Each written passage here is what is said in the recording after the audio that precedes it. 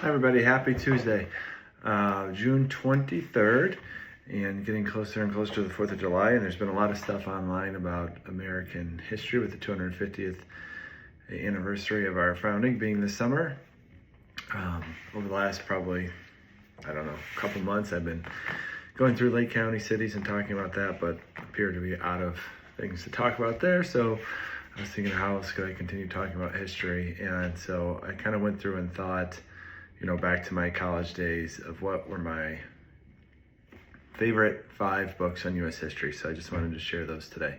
These are in no particular order, but probably would be the 5 books on history, I would take with me to a stranded island, which everybody's already laughing at if my sisters watch this. So again, no particular order, just how they popped into my mind. Number 1, the first one would be Hamilton. This was a biography of Alexander Hamilton written in 2004 by Ron Chernoff. Not obviously, but a lot of people realize that was the inspiration for Lin-Manuel Miranda when he wrote the musical Hamilton. And, Hamilton really was a forgotten political figure. I didn't know that much about him. I did read this book before the musical became a thing, so it was pretty cool having read this book and really enjoyed it to then see what, a musical genius turned it into. It is really a fascinating story. Alexander Hamilton came from nothing to be so consequential in the history of our country. And so that one of my top 5 is Hamilton by Ron Chernoff. The second one is a book called The River of Doubt. This is written by Candice Millard in 2005. The first 2 books, actually 3 out of the 5 books were all written right as I was graduating from college with a history major, so perhaps that's no surprise. But The River of Doubt is about Teddy Roosevelt, who's one of my favorite figures. I have his poster up here in my office. It was not about his presidency, but it was about 1914, after he had lost and he was kind of in the wilderness, so to speak.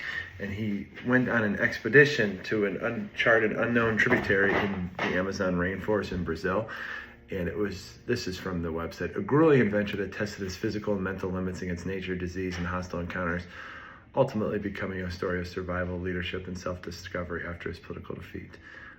If you are into American history and like Teddy Roosevelt, I could not recommend that book enough. And Candice Millard, probably my favorite author. My wife made fun of me because one time she tweeted back at me, which I was very excited about. And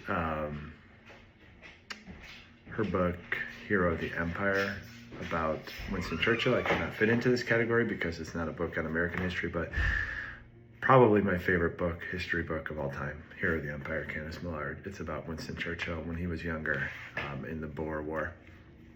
Number 3. Now this one would probably be boring to a lot of people, but I loved it. This is called The Passage of Power by Robert Caro. This is a 2012 book. I actually remember walking into the library and seeing it there and picking it up. It's a huge, thick book. But it covers, it's a biography of LBJ, and it is covering a slice of time from the end of his career in the Senate through the vice presidency, and then, the tragic assassination of John F. Kennedy. And Robert Caro, apparently, he's 90 years old now, but he's essentially spent his entire career writing biographies of LBJ, the very, very detailed, complex, thick history books. The first one came out in 1982, before I was born, and there's one in 1990, 2002, and 2012. So us history people are hoping he can finish the job here, but he's 90 years old, so I don't know. I recently saw something on Twitter that he's working on it, so hopefully he can finish that one up. The fourth one, Team of Rivals, Doris Kearns Goodwin in the history. This is not, this is like saying the Beatles are your favorite musical band. I think this is a pretty common book that people enjoy. This was a 2005 book, and it's talking about how Lincoln appointed his former political rivals, William H. Seward, Salmon Chase, and Edward Bates, to his own cabinet. And just showing how he kind of brought together a team, showing his leadership style, which obviously would be huge in the Civil War, and with the passage of amendments to guarantee rights for all Americans, well, at least better than they were. Obviously not perfect until, still not perfect. Anyway, the last one on my list is called The Best and Brightest. This is a 1972 book by David Halberstam, and it focuses on the U.S. involvement in the Vietnam War and the Kennedy and LBJ administration's foreign policy. And it analyzed how, these really smart, cream of the crop Ivy League policymakers made flawed decisions, and kind of the conflict between their intellect and the realities of the war, and how these brilliant men continued to escalate.